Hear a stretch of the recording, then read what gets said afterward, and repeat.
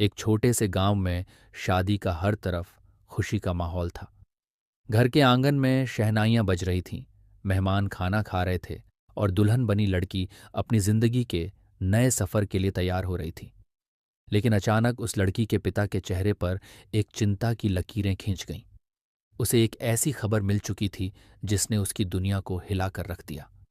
फिर तुरंत अपनी बेटी को दुल्हन के रूप में ही लेकर के डीएसपी पूनम पांडे के ऑफिस में पहुंच जाता है और डीएसपी पूनम पांडे के सामने वह रोने लगता है और कहता है कि हे मैडम, आप मेरी बेटी की इज्जत बचा लीजिए।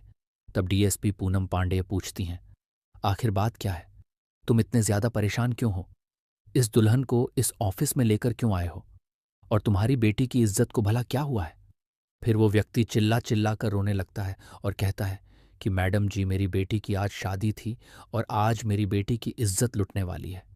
इसलिए आज मैं अपनी बेटी को शादी मंडप से लेकर के आपके पास में आया हूं। अब आप पर ही विश्वास है, हमारी मदद आपके अलावा कोई नहीं कर सकता। तब उस व्यक्ति के कहने पर डीएसपी जो महिला थी वो पूछती हैं, आखिर हुआ क्या है, पूरी बात हमें बताओ, तभी तो हम तुम्हारा मदद कर पाएंगे। तब वह व्यक्ति डीएसपी पूनम पांडे को सारी बात बताता है। पूरी बात सुनने के बाद डीएसपी पूनम पांडे के रोंगटे खड़े हो जाते हैं और एकदम से दंग रह जाती हैं और सोचती है अभी भी इस देश में इस प्रकार के दरिंदे हैं। फिर डीएसपी पूनम पांडे वहां पर एक्शन लेने जाती है तो इनके साथ एक ऐसा काम किया जाता है जिसे देखने के बाद आपके पैरों तले जमीन खिसक जाएगी। दोस्तों, इस कहानी को पूरा बताने से पहले आपसे वही हमेशा अपील रहती है कि चैनल पर अगर आप नए हैं तो चैनल को लाइक और सब्सक्राइब करना बिल्कुल ना भूलें। चलिए अब कहानी को विस्तार से समझते हैं। एक गांव में एक बड़ा ही दबंग आदमी रहता था। उसकी दबंगई का मकसद ये था कि पूरे गांव में उसी की चलती थी। गांव के लोग डर के मारे उसी की बात मानते थे। जो गरीब और कमजोर लोग थे उन पर उसका पूरा दबदबा रहता था। जब भी गरीबों लोगों को पैसे की जरूरत होती वो उन्हें पैसे तो दे देता था, लेकिन बदले में उनसे अपने खेतों और घरों पे मजदूरी करवाता था। उसकी वजह से गांव के गरीब लोग उसके मजदूर जैसे बन गए थे। दबंग आदमी अपनी मनमानी करता था और गांव वालों को उसकी हर बात माननी पड़ती थी। गांव वाले उसका कुछ नहीं कर पा रहे थे। उस गांव में उसको जो भी लड़की अच्छी लगती थी उसके साथ गलत हरकतें करता था। उस गांव में कोई भी सुंदर लड़की दिख जाती थी तो वह उसी समय उसको अपने घर पे बुला लेता था। जब लड़की उसके साथ नहीं जाना चाहती थी तो जबरन उसको ले जाता था। उस लड़की के साथ गलत हरकतें किया करत था, उसको उसके गांव वाले कुछ नहीं कर पा रहे थे। इतना ज्यादा गुंडागर्दी था उसके गांव में, केवल उसकी ही चलती थी। उसके गांव के लोग डर की वजह से उसकी ही बात माना करते थे। वहीं पर वह व्यक्ति जो गरीब वर्ग के लोग थे उन लोगों पर वो अपना पूरी तरीका से अधिकार कर लिया था। वह उस गांव का मालिक बनकर रहता था। उस गांव में उसके बिना परमिशन के कोई काम नहीं होता था और सभी गांव वालों को नौकर के समान बनाकर रखा था।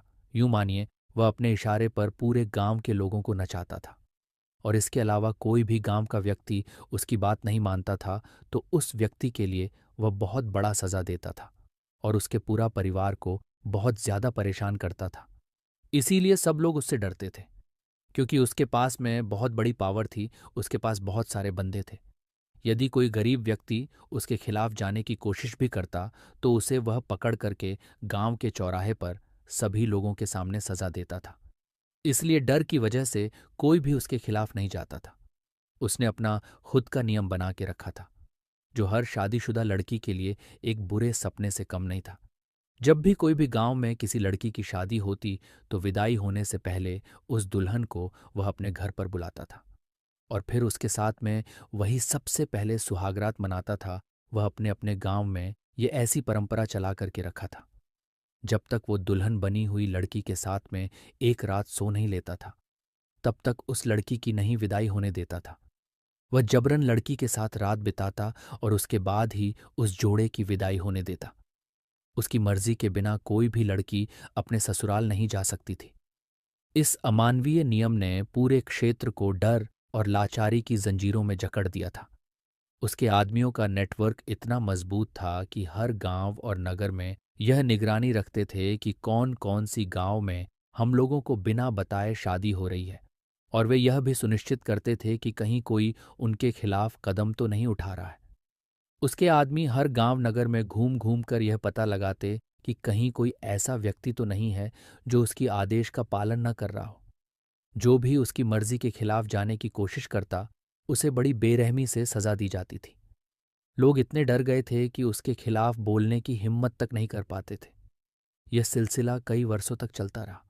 हर गांव, हर नगर में जब भी किसी लड़की की शादी होती, वो दबाक शर्तें थोप देता। 30 नहीं, 60 नहीं, बल्कि 140 से भी ज्यादा लड़कियों के साथ उसने गलत तरीके से संबंध बना चुका था। शादी के दिन हर परिवार के मन में खुशी की जगह डर और अपमान भर जाता था। किसी भी लड़की की विदाई दबंग रघुनाथ के मर्जी के बिना नहीं होती थी। लोग उसकी इस बेरहम हरकत से तंग आ चुके थे, लेकिन उसका प्रभाव और डर इतना ज्यादा था कि कोई भी उसका सामना करने की हिम्मत नहीं जुटा पा रहा था। जो भी उसकी बात नहीं मानता, उसका अंजाम बहुत बुरा होता था। उसका आतंक अब केवल एक गांव तक सीमित नहीं था। पूरे क्षेत्र में उसकी दबंगई का ऐसा आलम था कि लोग अपनी बेटियों की शादी से पहले ही डरने लगते थे। वे सोचते थे कि अगर उसको पता चल गया तो क्या होगा।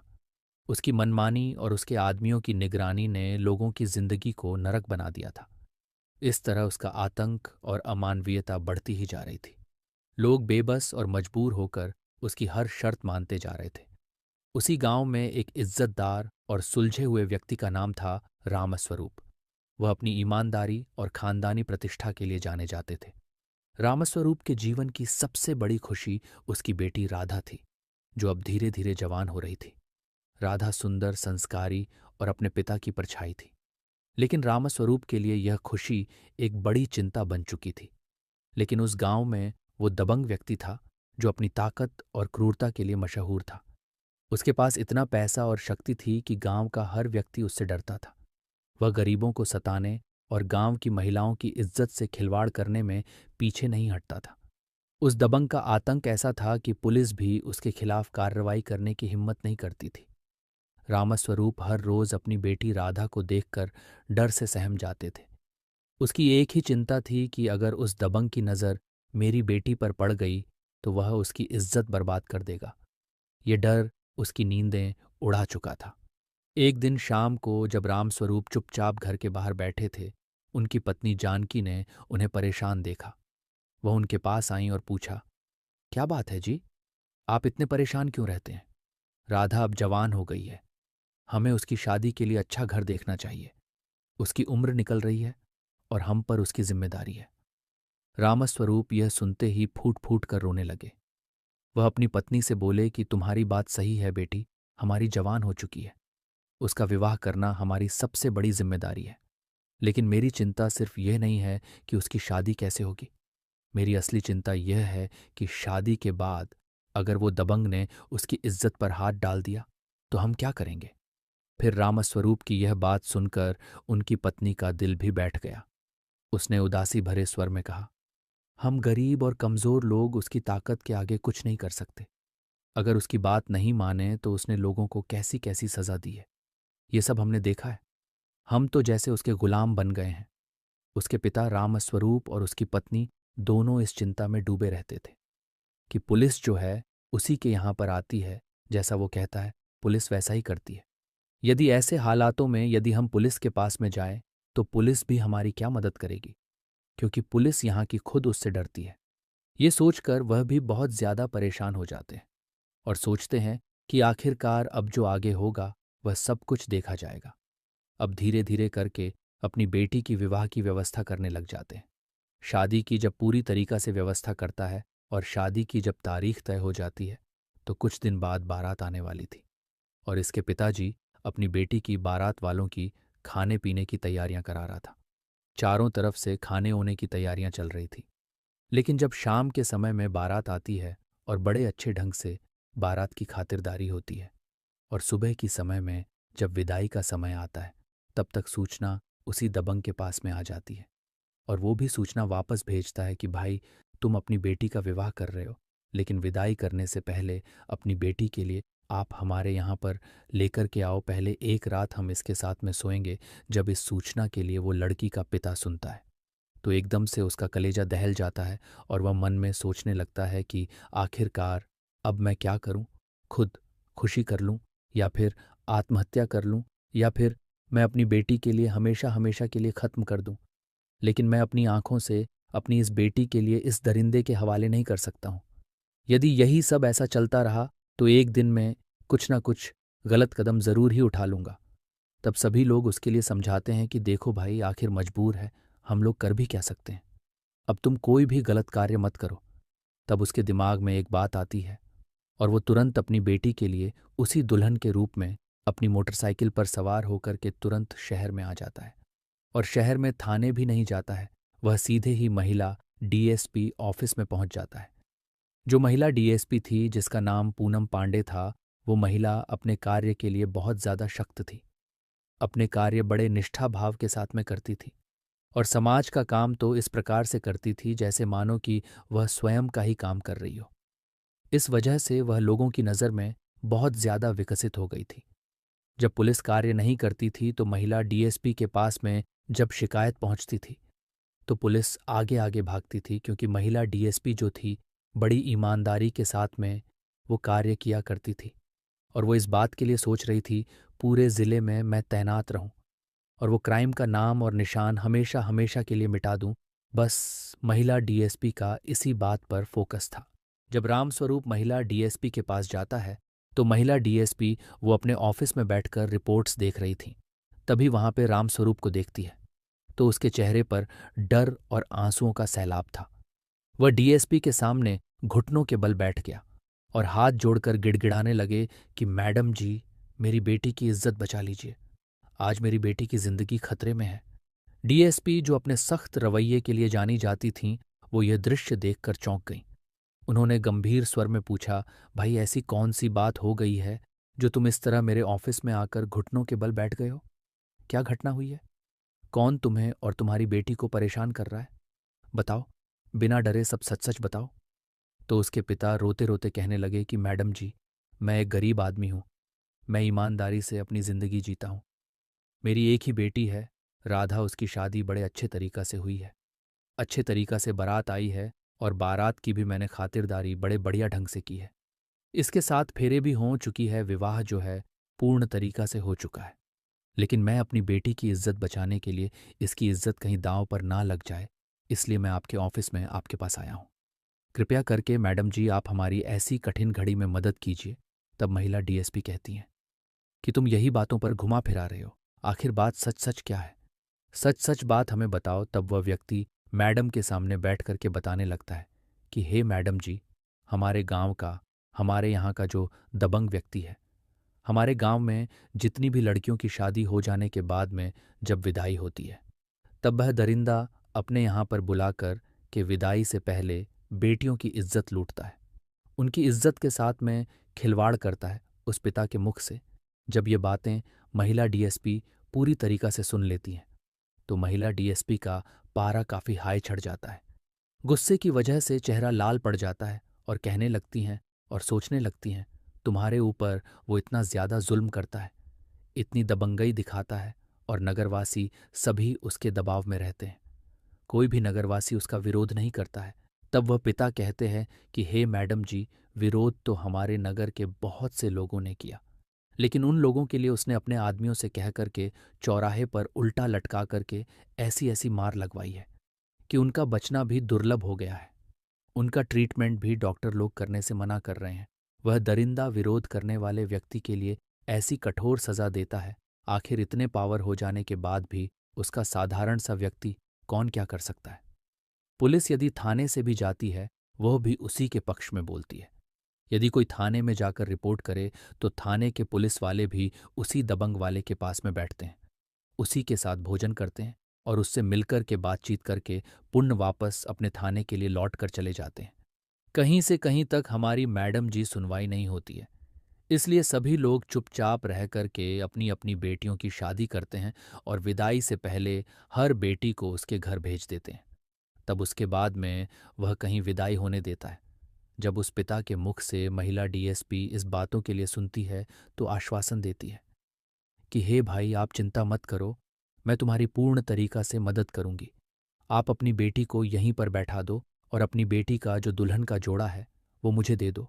मैं दुल्हन बनकर उसके पास जाऊंगी। फिर दुल्हन बनकर थाने के लिए फ़ोन लगाती है। फ़ोन करके कहती हैं तो थाने वाले कहते हैं कि हे मैडम जी, वो बहुत बड़ा पावरफुल व्यक्ति है और उसके ऊपर पॉलिटिक का हाथ भी है, इसलिए पुलिस उसका कुछ भी नहीं कर पाती है। और आप भी जब जाए तो बड़ी सतर्कता के साथ में उसके ऊपर हाथ डाले, अन्यथा कुछ भी घटना घटित हो सकती है। क्योंकि उस व्यक्ति का नेटवर्क जो है वह बहुत बड़ा है, उसका जो नेटवर्क है बहुत फैला हुआ है, इसलिए कोई व्यक्ति उसका सामना नहीं कर पाता है। जब थाने की पुलिस के मुख से महिला डीएसपी जब इन बातों के लिए सुनती है तो उन्हें एकदम से फटकार लगाती हैं और कहती हैं कि तुम सभी पुलिस वाले डूब करके मर जाओ, तुम्हें शर्म आना चाहिए, तुम पुलिस प्रशासन में होते हुए भी और कायरों जैसी बातचीत कर रहे हो। जब जनता ऐसी बातें करे तो पुलिस के पास में आती है, और जब पुलिस ही ऐसी बातें करेगी तो जनता कहाँ जाएगी। महिला डीएसपी थाने के सभी स्टाफ के लिए बहुत ज्यादा डांट फटकार लगाती है और थाना अध्यक्ष से फोन लगा करके कहती है तुम्हारे पास में जितनी भी फोर्स है उसे तुरंत ही सिविल ड्रेस में तैयार करो। और कई थाने की पुलिस के लिए महिला डीएसपी जो थी फोन कर देती हैं कि तुरंत पुलिस फोर्स लेकर के उस गांव पर पहुंचो, उस गांव के लिए चारों तरफ से घेर लो। तभी महिला डीएसपी के फोन पहुंचते ही 5 स्थानों की पुलिस वहां पर पहुंच जाती है। कुछ लोग सिविल ड्रेस में महिला डीएसपी के साथ में जाते हैं और महिला डीएसपी जो होती हैं उसी लड़की का जो जोड़ा होता है दुल्हन वाला, महिला डीएसपी उसी जोड़े को पहन लेती हैं और दुल्हन बनकर के उसी व्यक्ति के घर पर पहुंच जाती हैं और उस व्यक्ति से कहती हैं ये बताओ हमें लेने के लिए कोई आएगा या फिर वहां पर हमें स्वयं ही जाना पड़ेगा। तब वह पिता कहता है मैडम जी, तुम्हें स्वयं वहां पर जाना पड़ेगा, वह आता किसी के यहाँ पर नहीं है, केवल उसके पास में सूचना ही आती है और सूचना तो हमारे यहाँ पर सुबह ही आ चुकी है और एक बार सूचना और भी आ चुकी है। यदि हमने तीसरी बार लड़की के लिए उसके पास में नहीं भेजा तो फिर कुछ भी कर सकता है, यहाँ पर आकर के वो आतंक मचा देगा। तब वह कहती है ठीक है, मुझे लेकर के चलो उसके पास में। अब महिला डीएसपी दुल्हन के निवास में उसी के पास में जाती हैं, उसी व्यक्ति के पास में जो लड़की का पिता होता है।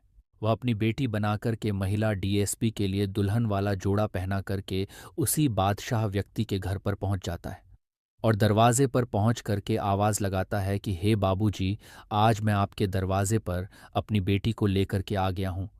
ये बात जब वह सुनता है तो निकल करके आता है और कहता है कि तू बहुत बड़ा बाला बदमाश हो रहा है। मैं 2 सूचनाएं मैंने तेरे पास भिजवाई, एक खबर में ही पहले से पहले आकर के लोग अपनी लड़की को यहां पर छोड़ जाते हैं और तेरे पास में 2 सूचनाएं पहुंच गईं। फिर वह कहता है कि बाबूजी, क्षमा करना, काम मेरे पास में बहुत ज्यादा था और अपने घर में करने वाला केवल मैं अकेला ही हूं। कोई भी व्यक्ति मेरे साथ कार्य में हाथ नहीं बटा रहा था, इसलिए मुझे देर हो गई और मैंने सोचा सारा काम मैं समेट दूं, तभी मैं आपके पास में जाऊं। तब वो कहता है चल इस लड़की के लिए अंदर भेज। वह व्यक्ति कहता है कि हे मैडम जी, आप अंदर जाइए। जब उस व्यक्ति के कहने पर मैडम जी अंदर जाती हैं तो अंदर जाकर देखती है कि उस दबंग व्यक्ति के रूम में एक शराब की बोतल रखी हुई है। वहीं पर उसके जो औजार थे गुप्ती, वो भी सभी रखे थे और बाकी बंदूकें भी इधर उधर टंगी हुई थी। पूरा उसने झाड़ खाना बना करके रखा था। और फिर उसके बाद में मैडम से कहता है इस बेड पर जाकर के तुम लेट जाओ। उस दबंग आदमी की बात सुन करके मैडम डीएसपी जो थी वहीं पर बैठ जाती है और फिर उसके बाद में बहे अपने वस्त्रों को उतार करके मैडम डीएसपी के पास में आता है। लेकिन उस दबंग व्यक्ति के लिए इस बात की जानकारी नहीं थी कि यह महिला जो है वो एक डीएसपी है। वो तो उसी व्यक्ति की लड़की के लिए समझ रहा था। उसी गांव की जैसे ही वह दबंग व्यक्ति आकर के दुल्हन के घूंघट के लिए हटाता है, तैसे ही महिला डीएसपी तुरंत उस दबंग व्यक्ति के हाथ को पकड़ करके जल्दी से मैडम उसके 2 तमाचे लगा देती हैं और वहीं पर रिवॉल्वर से उसे डराने धमकाने लगती है और कहती हैं यदि तूने जरा सी भी होशियारी की तो मेरी पिस्तौल की गोली तेरे दिमाग के लिए छलनी कर देगी। आज तेरी सारी हेकड़ निकल जाएगी। तूने बहुत सारा जुल्म कर लिया इस गांव के लोगों के ऊपर। बहुत ज्यादा तूने इस नगर की लड़कियों के लिए अपना दुल्हन का शिकार बना लिया। न जाने कितनी लड़कियों के साथ में तूने सुहागरात मना ली। अब तेरी सुहागरात उस ससुराल में बनेगी जहां पर तेरे जैसे हजारों कैदी बंद हैं। इस बात को सुनकर के बहे दबंग व्यक्ति समझ जाता है और कहता है कि हे मैडम जी, आज तुम मुझसे गलत पंगा ले रही हो और तुम्हें पता नहीं है मेरी बहुत बड़ी पावर है। कोई भी प्रशासन मेरा कुछ भी नहीं बिगाड़ सकता। इसलिए तुम मेरे लिए छोड़ दो, और तुम अपनी सलामती चाहती हो तो यहां से तुम तुरंत ही चली जाओ। तब मैडम डीएसपी कहती हैं, अब तो तुझे पता चलेगा कि आखिर अब खैर किसकी नहीं है। उसी समय पर महिला डीएसपी जो थी वो तुरंत डीएम साहब के लिए फ़ोन करती हैं, और इधर एसपी साहब से भी कहती हैं कि ऐसी ऐसी वारदात इसके पास में बरामद हुई है। तो वहाँ से डीएम साहब भी और एसपी साहब भी, सभी लोग उसी गांव में आ जाते हैं, और फिर उसके बाद में अपनी फोर्स के लिए भी वो फ़ोन करते हैं। इधर एसपी साहब भी अपनी पुलिस के लिए आदेश करते हैं। इसके अलावा उस दबंग व्यक्ति के जितने भी पालतू कुत्ते थे उन सभी के लिए पुलिस जाकर के गिरफ्तार कर लेती है, और गिरफ्तार करवाने के बाद में तुरंत महिला डीएसपी जो थी उस दबंग व्यक्ति के लिए भी गिरफ्तार करवा लेती हैं, और गिरफ्तार करवाने के बाद में पुलिस की पूरी फोर्स उस गांव के लिए चारों तरफ से घेर लेती है। अब तो नगर के चारों तरफ पुलिस के हूटर ही हूटर बज रहे थे। अब उस दबंग व्यक्ति के लिए महिला डीएसपी जो थी गिरफ्तार करवा लेती हैं। उसका जो मकान होता है, तब कोर्ट से आदेश लेने के बाद डीएम साहब और एसपी साहब उसे तुरंत ही जेसीबी की मदद से उसे गिरवा देते हैं। इस प्रकार से उस दबंग व्यक्ति का घर, मकान सारा तहस नहस कर देते हैं। उसके बाद में उस दबंग व्यक्ति का गांव से नाम और निशान मिटा दिया जाता है। इस कहानी का अंत यहीं पर होता है। हमारा उद्देश्य इस कहानी को सुनाने के पीछे किसी की भावनाओं को ठेस पहुंचाना या किसी को परेशान करना नहीं है, बल्कि इन कहानियों के माध्यम से हम आपको जागरूक करना चाहते हैं और यह दिखाना चाहते हैं कि पुराने समय में समाज में किस प्रकार के हालात हुआ करते थे। इन कहानियों में अक्सर आपने देखा होगा कि दबंग और प्रभावशाली लोग अपने अधिकारों का उपयोग कैसे करते थे, जिससे समाज में समानता और न्याय की ओर अग्रसर हों। हर कहानी हमें कुछ न कुछ सिखाती है, और ये कहानी हमें सिखाती है कि समाज में किसी भी प्रकार की गलत शक्ति का विरोध करना जरूरी है। यदि आपको यह कहानी पसंद आई हो तो कृपया इसे लाइक करें, हमारे चैनल को सब्सक्राइब करें और अपने दोस्तों व परिवारजनों के साथ साझा करें। आपकी प्रतिक्रिया हमारे लिए बहुत महत्वपूर्ण है।